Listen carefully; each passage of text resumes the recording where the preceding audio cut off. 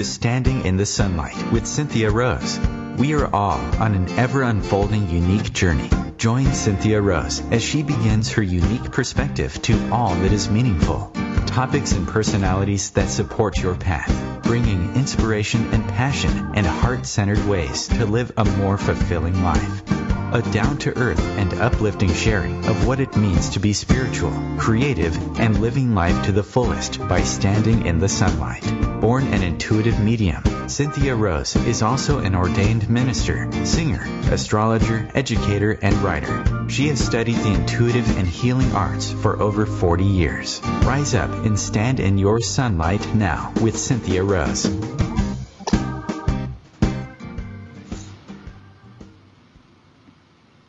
Well, good morning, good afternoon, good evening, wherever you are in the world. I'm Cynthia Rose, your host. I'm so happy to be here with you this week. I am back from my island of Kauai. That was such a beautiful time there, and very excited for the guest that we have on today. For those of you that wish to join Standing in the Sunlight Facebook page or anything, Brendan can let you in. You can find me on Facebook at Cynthia Rose Medium, also on Twitter and Instagram and YouTube. And I know you're really going to enjoy our guest today. I have Belinda Womack, a spiritual counselor who's been channeling angelic wisdom to support individuals, couples, and families for 25 years. She's the creator of 12 Archangels University, an online change your everyday reality to heaven on earth education platform, a scientist by training with dual master's degree in microbiology and environmental science. She lives in Freeport, Maine, and we're going to have her talk today about her book, Lessons from the 12 Archangels, Divine Intervention in Daily Life. Welcome, Belinda. Thanks for having me on your show today, Cynthia. Yeah, I'm really grateful to have you here and have us share your wisdom. Tell us about your book. So do you want to start with, just there's some listeners that may not know of you, just start a little bit about anything if you like sharing about what brought you into this, or which sounds like it's a very long time ago, or what do you love about working with the angels? There's something about yourself first. So I love angels, and I am very grateful for the blessing that they are in my life, but very much for the blessing that I feel that they are in every human being's life, and every bit of stardust in the universe. They exist to help us find our way, and they certainly have helped me to do that. So I have been working with this team that they call themselves the 12 Archangel Kingdoms of the Central Soul or Central Sun, the same as your sunlight that you refer to. And for well over 25 years, I was a biologist, and I call it my drafting. I came from Archangel Gabriel while I was working on a stem cell experiment. And again, that was a very long time ago, and I resisted that call to service, as sometimes we may want to do. I understand that you were born into your mediumship. Well, I had the opportunity to resist a little bit by trying to be a biologist first before the angels came and got me. But I just have to say that the 12 archangels love everyone. Their number is a cycle that represents evolution. So they're helping humanity, schoolroom earth as they call it, and all of divine oneness to evolve. And what does that mean? It means to bring love and compassion where love has been missing for far too long. And it's a journey, as of course you know well, Cynthia Rose. Yeah, yes. That's beautiful. I definitely agree. There's we can always use more love and compassion. That's I really loved, just if I might say, there was, just trying to remember where it was in the book where you talked about anger and letting go of anger and the invoking in the message that you brought that in. I'm trying to remember where that was. But it had to do with identifying your anger and releasing it and bringing in that love and compassion. Am I correct? Sure. Well, one of the, there's a few exercises and lessons from the 12 Archangels that help facilitate that. The angels love to give us guided imagery, which they say it doesn't matter if we can see things, as long as we feel it, it all works to help us to let go of what doesn't work for us. And they say that anger is incredible power, but it's power that's pretty much kind of stuck down there at a lower vibration. So if we'll first acknowledge that we're angry, which can also happen just when we feel frustrated or we just feel overheated and we don't know why. And so one of their imageries, and I'm not sure which one was your favorite, but one of my favorites is where they say, just ask for the red dragons of rage that are inside of you, just set them free. And you just set them free and return them to the central sun, and then you call back your power. And it can be incredibly therapeutic and kind of really fun, because those dragons, when they rise up and they return back to that heart of the Creator, they lift up our self-esteem, and they really kind of help reawaken that, knowing that, hey, we do have power. Often anger can come from feeling repressed, feeling stomped on, feeling taken for granted, being neglected. Lots of things can cause a human being to feel frustrated. But if we can understand we're really created out of love, so if that love that we're made out of, that energy, if it's become anger or fear or guilt or shame or resentment, we can transform it. And then that's power, just like putting gasoline in our gas tank, so that we can move forward instead of feeling so stuck. Yes, I found it, and it was actually, I quoted incorrectly. It was understanding violence and releasing trauma. Oh, okay. And that, anyways, I think nowadays, more and more, we seem to have extremes. People seem to be on a path of searching more and more to have a spiritual life, and yet we have so much more violence in our world, and with the mass shootings, and so we have a lot of people out there that have been victims of violence and trauma and trying to overcome that. And that's one of the hardest things for me, is to understand when that happens. I guess I know there's a bigger picture we don't all see, but sometimes there's no words for these. Well, it can be right. It can be really challenging from our humanity, from that perspective, to even want to comprehend that there is a bigger picture. But what the 12 Archangels teach us is that even in mass shootings, there are agreements that have been made, and that it is often it is about a global or a collective, human collective release of pent-up rage that can come from the repressed lower vibrational masculine. The masculine energy wants to do. He wants to have, he wants to have recognition in his life. He wants to feel powerful.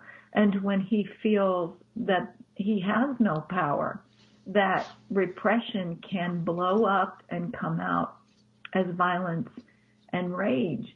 What we can do as human beings to help clear violence and the potential for it to keep perpetuating in our world is to practice forgiveness. And so the angels teach us that there's a crown chakra, a battery of spiritual energy on top of our heads in the color purple. And that forgiveness is a quality of love that is incredibly healing. And as we forgive, even that which is unforgivable, both within ourselves, within our own past, within our own families, even to forgive what we don't remember, because we are all connected, we are all part of oneness, we help to clear that future potential for violence by bringing that forgiveness within to our own beings. Because where there is forgiveness, there is healing and there is love. So that's what we can do. That power that comes in the color purple, it is incredibly transformative. That's why it's called the violet fire of transformation and forgiveness. So we are here on this schoolroom earth, to all of us, to bring love, forgiveness, gratitude where it has been missing for far too long. So just to bring in forgiveness for what really infuriates our own personal being does help to end violence for all concerned. It's what we can do so that we don't feel so powerless. I hope that I have made sense with that explanation. If I haven't, I trust you'll let me know. I think that's a really important point. The power of forgiveness is, I think it's stated, but it can almost seem like, I don't know. When I was younger, I have to say my mother was trying to teach me as a little girl about the power of forgiveness. And I think I was fairly stubborn about it. And, I was fairly hard on myself. And it's so simple. And yet I went searching for other things. And your wise words are important at this time. I think what you're saying there is so important. For me personally, my human, I oscillate between, my spirit self knows that all is well. Yeah, the human part of me sometimes feel like, wow, I can't imagine going through that. And yet the other part of me understands that there's a collective and a plan that my human may not understand. That oneness is it's so important at this time that it's recognized. Well, and Cynthia, as you have said in your own way, oneness can be hard for us to comprehend. The angels, and not just the angels, these angels, they work with the ascended masters and all of the loved ones in heaven, our ancestors, those who have crossed over, wherever the guides are out there in the universe. And, they teach us, hey, on schoolroom earth, you get to have an ego. And the ego believes that it's separate from oneness. It believes it's separate from your own soul, your own heart. So for that ego to really comprehend, you mean that every thought I think and every feeling I feel has an impact on every other person, plant, and protozoa in the creek? Really? And so what the angels say is, you've got your ego, but you have a bigger part of your brain. The ego is about the size of a green garden pea in a watermelon, if you can think of your brain as a watermelon. And the rest of it understands oneness quite well. So they say to help that ego, that personality, that individual expression of the Creator, of God, to understand what oneness is, it's to just say, okay, well, what is it I feel and what is it I need? Those two simple questions can ground us in soul and heart, and then we can be at least one with our own heart and soul. And that's where we have to begin before we can really comprehend this wonderful thing called oneness. That divine oneness also says, hey, you live within the Creator. You live within God. And God lives within you. So this whole thing that you could be abandoned, well, that's not true either. But we do tend to, go about our busy lives by being walking heads, as the angels love to call us. And so it can help just to take a deep breath. These are simple things that, of course, I'm sure your listeners know well, but it's just a good reminder. Hey, take a deep breath. What do I feel? What do I need? Just come home to heart. And then we start to, at least in a feeling, knowing, clairsentient way, reconnect with divine source and fathom a little bit of the greatness that begins within us. Yeah, that's beautiful. Wow, where did that time go? It seems like we just got started.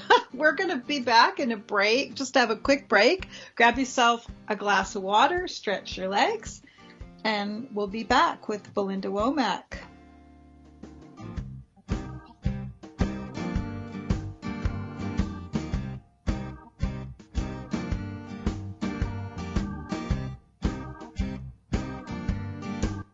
Your conscious lifestyle on steroids. OMTimes Radio. IOM FM. OMTimes magazine is one of the leading online content providers of positivity, wellness, and personal empowerment. A philanthropic organization, their net proceeds are funneled to support worldwide charity initiatives via Humanity Healing International. Through their commitment to creating community and providing conscious content, they aspire to uplift humanity on a global scale. Connect at omtimes.com. OMTimes, creating a more conscious lifestyle. Hello, I'm Sandy Sedgbeer, host of OMTimes magazine's flagship radio show, What is Going On? My passion is sifting through information, research, and innovations from new thought teachers, speakers, and researchers, pushing back the boundaries of what we know about life, energy, metaphysics, and the universe. I love shifting perceptions about who we are, why we're here, and how quickly impossible becomes normal when we open our minds, expand our awareness, and accept that the only limits that exist are those we place upon ourselves. So if you're the kind of forward-thinking, eager investigator of what lies beyond the current reality that most perceive, why not make a date to come play with me in the field of possibilities at 4 p.m. Pacific Time, 7 p.m. Eastern Time every Thursday, and together we can discover what's really going on.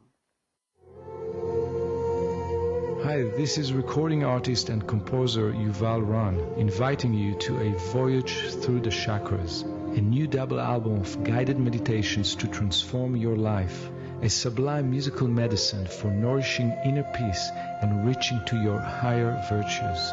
Get it now at metamindfulnessmusic.com, METTA mindfulnessmusic.com. Some knowledge belongs to us and us alone. The way our girlfriends walk, talk, touch their hair. Details that only a sister can know about her girls. But what about our other girls? The ones we carry with us every day. Our bond with our sister girls gives life. But knowing your breasts can save it. Go to knowyourgirls.org for the facts you need on breast health. Brought to you by Susan G. Coleman and the Ad Council.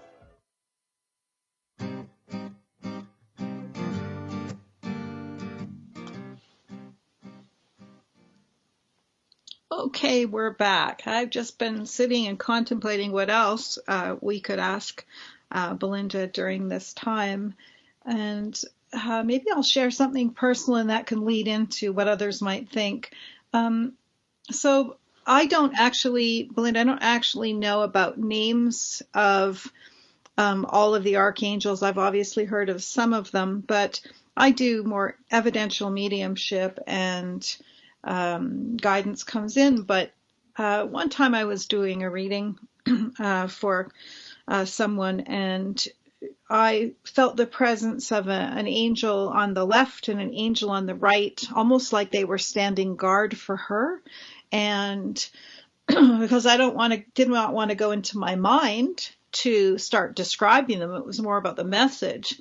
I was a little apprehensive, of course, of the message, but they were telling me they were standing guard for her to stay here on the earth, which, of course, I wasn't sure what that was about. As it turned out, unbeknownst to her at that time, she had an infection in her pacemaker and would be going to the hospital like 2 hours after I saw her. And so she called me 5 days later to say that message was so important for her and really helpful. So I was glad I had shared it. But what I felt was a green energy and a blue energy. And rather than go into describing what they were, I felt the urge to go more about the message, and they were pushing me to share this with her, which, as it turned out, she said there was a moment for her that was really important. Am I done or am I staying? And it's not the kind of thing I would ever give in a reading to say anything like that, but it was like it was overwhelmingly pushing me to say this to her. And so it made me wonder sometimes how do people describe a lot about what their angels look like. Some of them are quite detailed in what they look like. Some, for me, it was a feeling and an essence. And I don't know if you have any wisdom you could share for people in that when they connect. So, Cynthia, angels are, well, first of all, they are messengers, as you've already experienced, and they are made of the same energy we're made out of. They're made of love, but they stay at the vibration of what they call heaven, and that means that where there is no fear. Fear does not exist. It's a pure, loving vibration. So because they are at that incredible, pure frequency of love, we don't normally see them walking up and down the street or ringing our doorbell or sitting next to us, because our eyes, our rods and cones are geared to seeing what's at this frequency or this vibration of the earth where there is fear. So in my experience, those that can see their angels the easiest are children, because they haven't been told that they've made that up.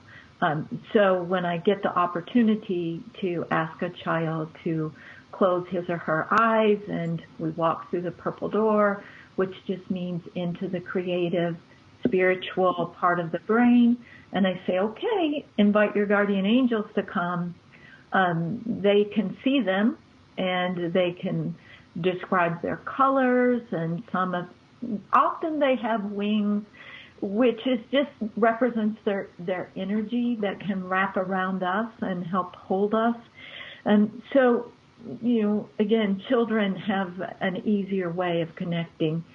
So in my work, what I love to do is help adults to connect with their inner child, with that divine child that lives within, so that they can also see, experience, feel their own angel team, whether that's guardian angels, fairy angels, nature angels, deva angels, archangels. They really all work together. And they do work to guide us and to protect us. So I've been asked the question, well, how do you know the difference between an angel and say a loved one, or maybe it's Master Jesus or Mother Mary that's coming to visit, or Buddha. How do you know the difference? And the difference can definitely be quite subtle. It's that angels are musical in their essence, and they have this amazing ability to lift us up and to help us feel comforted and to help us feel safe. So the way that I see the 12 archangels is in lots of different ways. Sometimes it's just their energy and their different colors. Sometimes, you know, if I'm getting a dental cleaning, they will show up while I'm looking at the ceiling, and they'll play banjos, they'll put on hula skirts. They will do whatever they can to try to distract me because I'm sensitive all over, especially my teeth. As far as the names of angels go, they say that we human beings, you know, we can get kind of attached to names. They say their names are musical. Sometimes we may hear them in a bit of a different way. And they say, please just don't get bogged down about that kind of thing. So, for example, with the 12 archangels, their number is actually symbolic. There are far more than 12.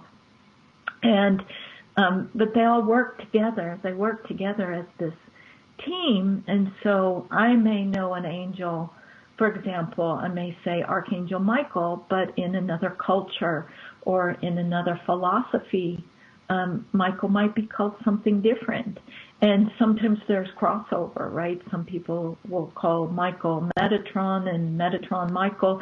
And from their perspective, they couldn't give, excuse me, this is exactly the way they say it, that they can't give a rat's poop about that. They say, you know, we don't use business cards, we use love.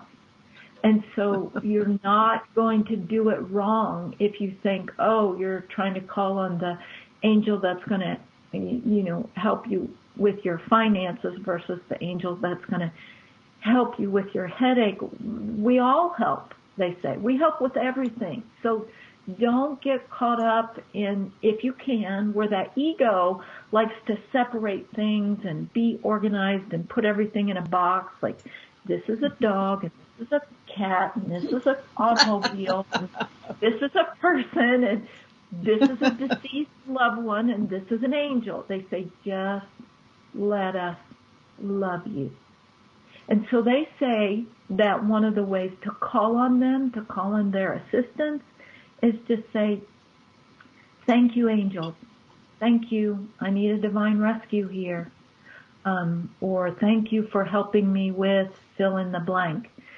You see, when we start off our prayers with gratitude, it immediately shifts us up a notch in our own vibration, which just makes it easier for us to connect and to receive from source, which they say can be our challenge, is receiving. Well, very often we can be good givers and doers, but receiving can be a challenge. So when we ask our angels to help us to receive that which we need, we go back to ask what you need and what are you feeling.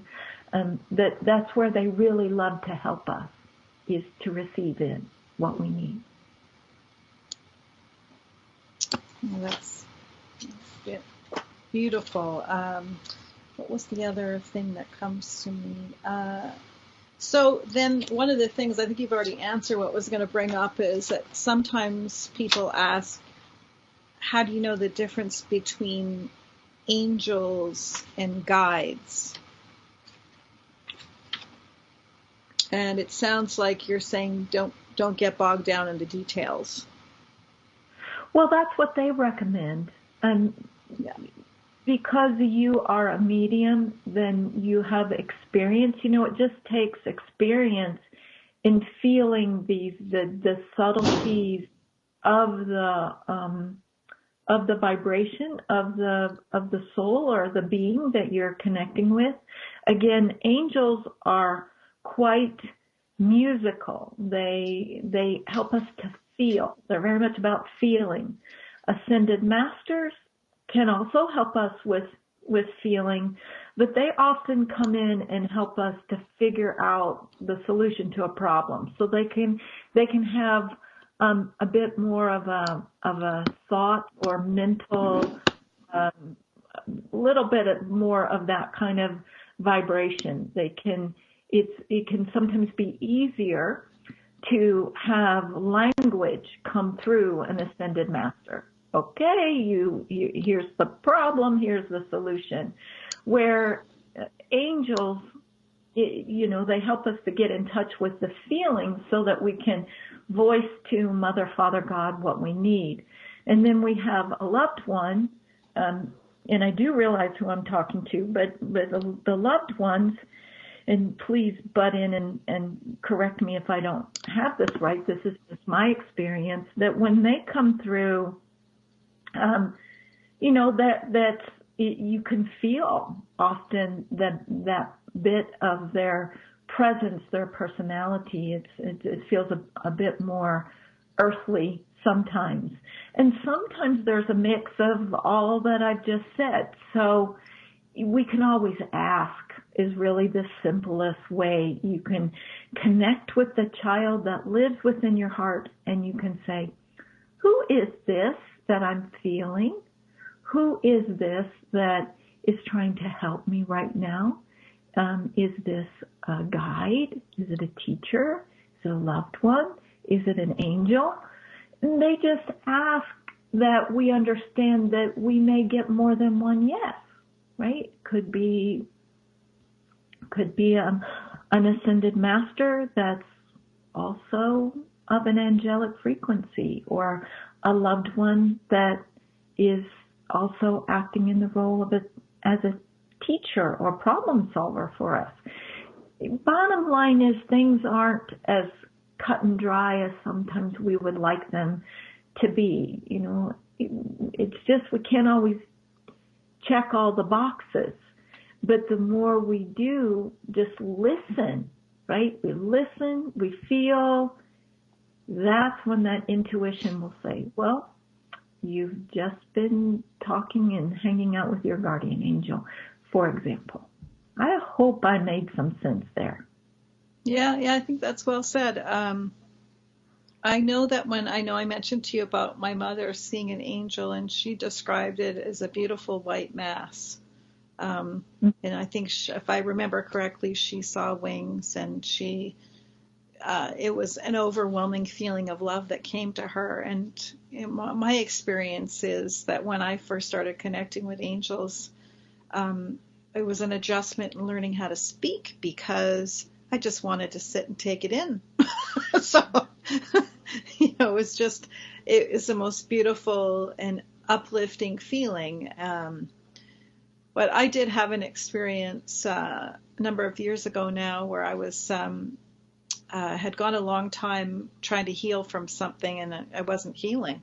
And I finally was going through the final healing, like physical healing, and I had been talking to my angels every day and thanking them, as you just, you had said, thank them. Thank you for being here. And I went through about a 5 or 6 day period where it was so powerful and so strong that I thought, oh, this is really different. And I think you're trying to say this healing is here to stay, because I had gone, 20 years trying to heal from something, and I'd make 3 steps forward, and then, so there was a process there, and this is something. So it is quite funny, but I have a friend who owns a singing telegram business, and I still sing for her on Valentine's Day, but she would call me from time to time, and she's very spiritual in nature for the way she does these. So she asked me, I think she had to take someone to a hospital, or she had an emergency. Could you go do this telegram? It was supposed to be her doing it, and they're expecting me. I didn't really know what that all meant, because I didn't know these were people that knew her well, but and she said, she needed someone to video it. It was a really big deal. So away we went to a house. I went and I sang, and I was invited inside. I didn't have to sing at the door. I went and I sang this telegram, and the lady looked at me and asked, of course, where she was, and I expressed that she had an emergency. And she said, the telegram was beautiful, but, you know, I haven't done this in a while, but I think I have to give you a message. Can I do that? Sure, I said. And she showed me her whole house, almost like she was taking time taking it in. And she said, there is a very powerful angelic presence here. And all I'm supposed to do is reaffirm to you that it's here with you, and it's medical related. And I was just so touched, so joyous to get that, because it was so strong for that week. And I don't think I had done a telegram in weeks, and it was just all to the blue, emergency, can you go do this? And so I just left me with it was like a confirmation, which for someone like me, that was good, because even though I grew up in this, I was always raised to use that left side of my brain, to be both, to not just be one. So that confirmation was beautiful. But, you know, just the funniest thing, the way it just happened, and that confirmation. And after that, I just said thank you every day. Thank you. And even my doctor had said, well, what have you been doing? Well, I didn't say I've been talking to my angels, but that was a big thing. So, and looks like we're having our last break here. We're queued up. So we'll just be a couple of minutes. We'll be back with the last part with Belinda Womack and her 12 Archangels book.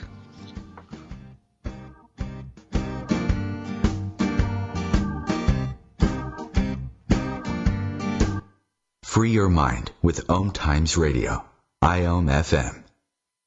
Ascending Hearts is no ordinary dating site, but a spiritual dating site with a purpose, to link you with your soulmate. We engineer the serendipity so you can trust that you will attune with someone that has the same matching vibration as you. Ascending Hearts, the conscious dating site for the spiritually aware. Try Ascending Hearts for free, ascendinghearts.com. Tune in to The Practical Intuitive, Mind, Body, Spirit for the Real World with me, host Robin Fritz, Mondays at 2 p.m. Pacific, 5 Eastern. I'll cover personal and business intuition, animal communication, mediumship, space clearing, past life regression, shamanic insights, energy healing, soul choice, and more, all to help you tap your own intuitive and healing skills. No ifs, ands, or buts. Hi, this is New Age Grammy winner Paul Avgerinos. Thanks for listening to OMTimes Radio, and please support my peaceful healing music with a purchase at iTunes, Amazon, or wherever you shop for fine music. Just put my name into the search engine, Paul Avgerinos. A, V like Victor, G like George, E-R-I-N-O-S. You can also visit me at roundskymusic.com. Thanks for listening, and I'm wishing you the brightest of blessings.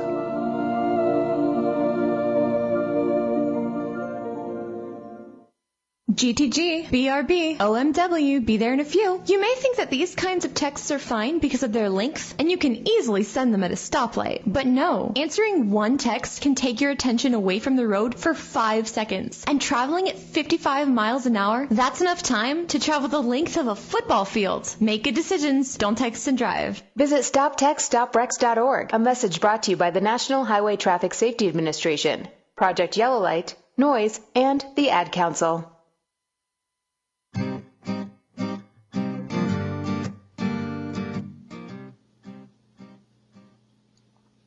Okay, we're back, and I just want to let listeners know that we will certainly share the last few minutes, all the contact information for Belinda, and This is a really wonderful book. I just want to say it's filled with so many beautiful messages, tools for you to move forward in your life. So I highly recommend it. It's just beautiful.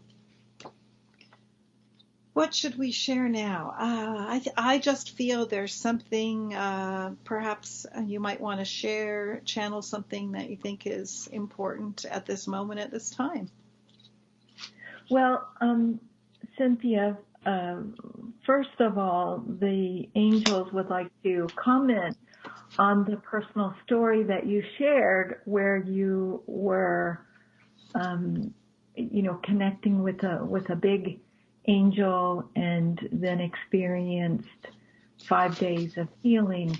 That they say that that angelic energy that you connected with was, I call him Big Blue, but Archangel Michael is a very big presence that brings in incredible healing and truth. And that for anyone who may be listening, that if you want to ask for angelic help with healing, especially your physical body, which is the densest of our bodies, they say just this, they are upfront, this is Belinda's name for us, but I call them the angel love doctors. And all you need to do is just lie down and say, thank you, angel love doctors, for coming to my aid. And then you just tell them what you are feeling, what you're experiencing. They say they already know, but it helps you to communicate with them. And then likely you'll fall asleep for 20 minutes to a half an hour while they give you a treatment. And you can have their treatments as often as necessary. They only work through your higher self. The higher self is the part of your soul that stays in heaven, at that vibration of heaven, and of course guides and connects with the soul that is within the human body. So they really help to just focus that energy of pure love into whatever's going on in the physical body. They say that just like you shared, Cynthia, there can be illnesses that we human beings can have that are part of our spiritual journey, our emotional journey, and can take 2 decades to heal and to overcome. And so if we can try to, instead of look at illness or discomfort as something negative, what helps so much is if we thank the physical body and we say, thank you for sharing with me what I need to learn. What do I need to let go of, perhaps in my subconscious or emotionally, so that you can receive this healing energy. From the angel's perspective, the physical body is a messenger for the emotions. And so when we've had emotions get stuck in our body, we can inherit stuck emotions all the way back from our ancestors.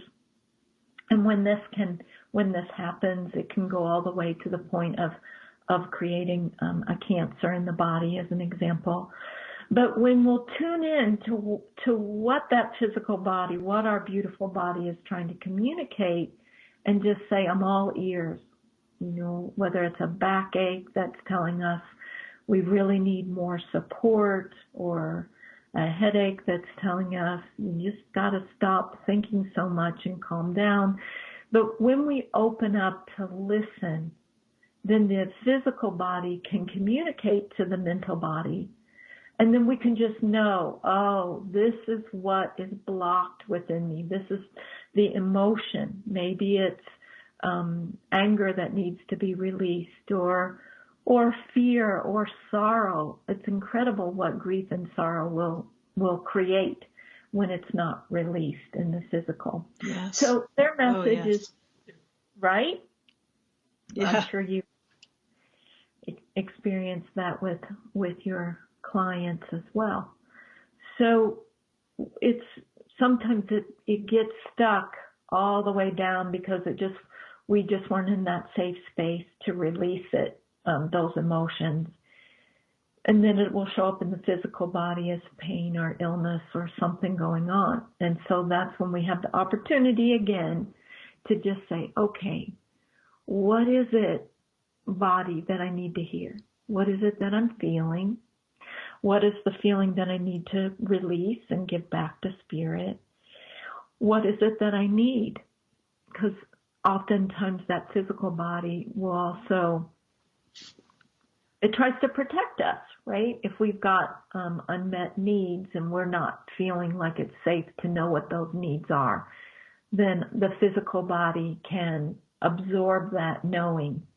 So when we give it permission to be our friend and to help us, we can learn a lot. And in that way, our physical body, that humanness, can actually work a bit like a guardian angel to us, to help us to feel and to know and to release so that love can come in, healing can come in, and peace can come in. So their question to you, they have a question for you, Cynthia, is their question is, can you share from your experience the healing benefits of when grief and loss are honored? How does that help humanity? When grief and healing are shared, and loss. Mm-hmm. I think I feel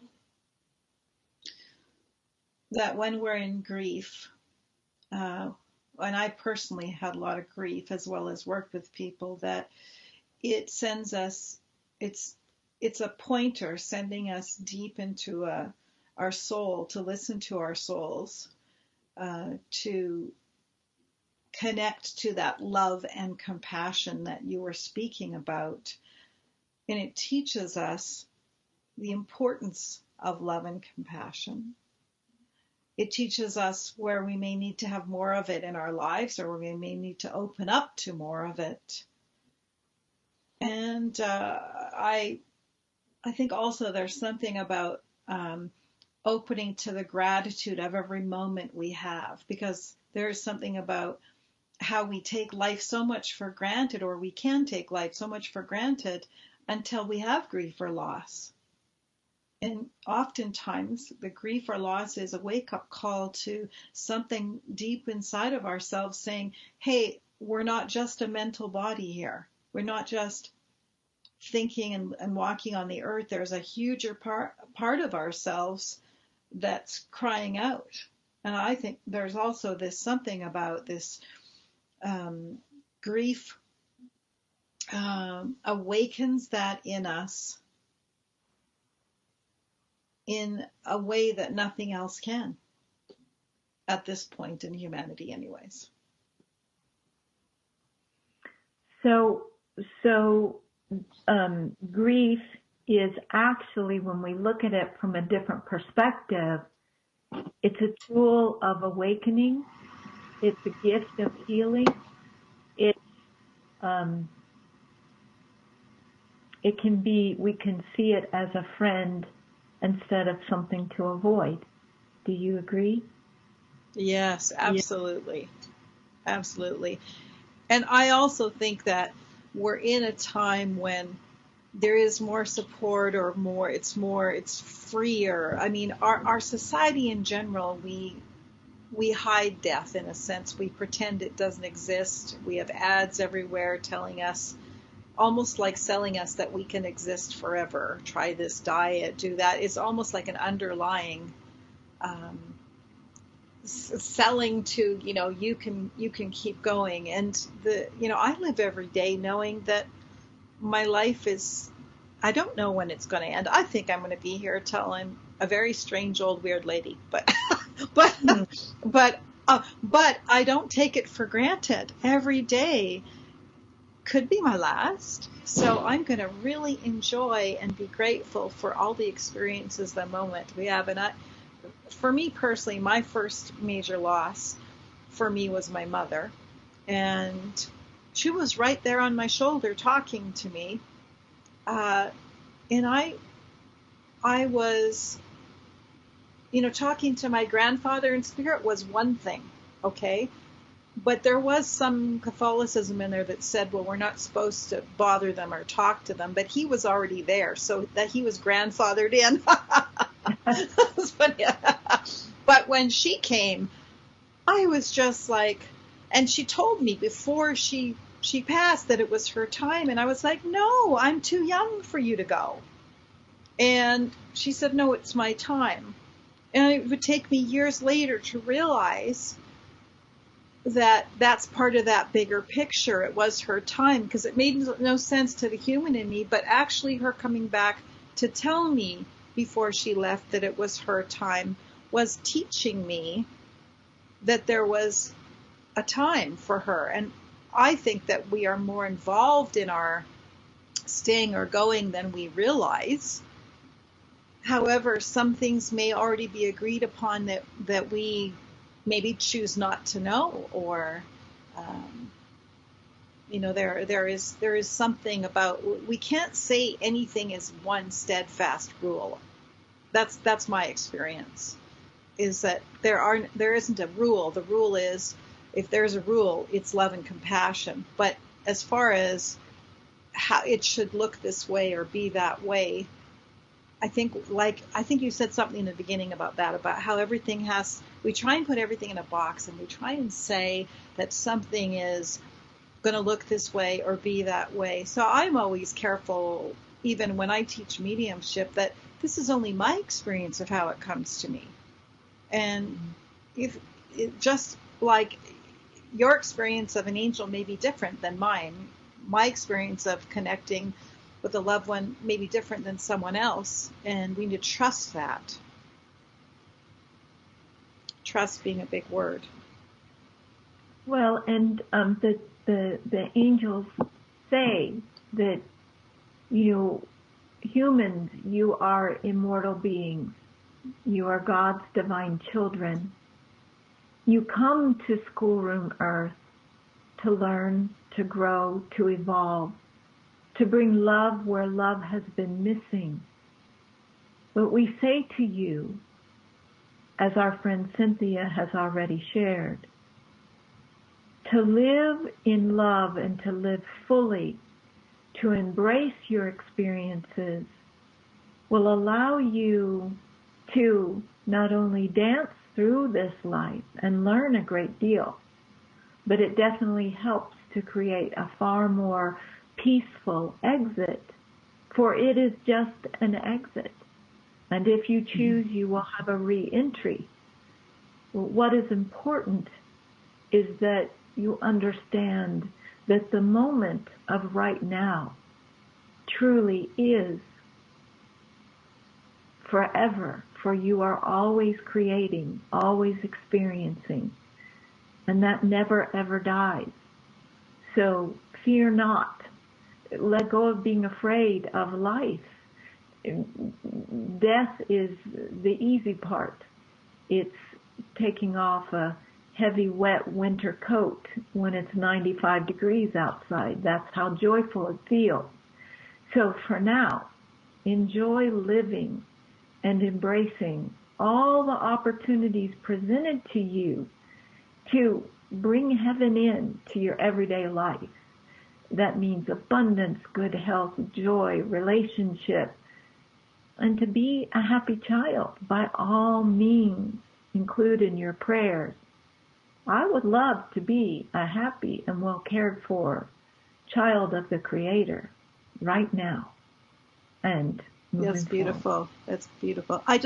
We only have a couple of minutes, and I wanted to let you share with people how to get your book, how to get in touch with you. I said I'd do that at the end. So if you could just share any information you'd like to share with them, with our listeners. So thank you, Cynthia. My website is my name. It's Belinda, Belinda, Womack, Womack, BlindaWomack.com. The book is Lessons from the 12 Archangels, Divine Intervention in Daily Life. That's available on Amazon.com or through the publisher Inner Traditions. And you can find out how to schedule a private session with me, take any of my courses right on my website. Again, BelindaWomack.com. Thanks so much, Cynthia, for that opportunity to share. Yeah, thank you so much for coming on the show and sharing your wisdom and letting the listeners know about this beautiful book, that there is something for anything that might need healing or any understanding in this book that can be applied, which is so important today, that we all move towards a stronger vibration to shift and bring change in this world. So I'm really grateful to you for being here. Thank you. Okay. Thank you so much. We'll see you all next week. Have a great week. Bye, Belinda. Bye.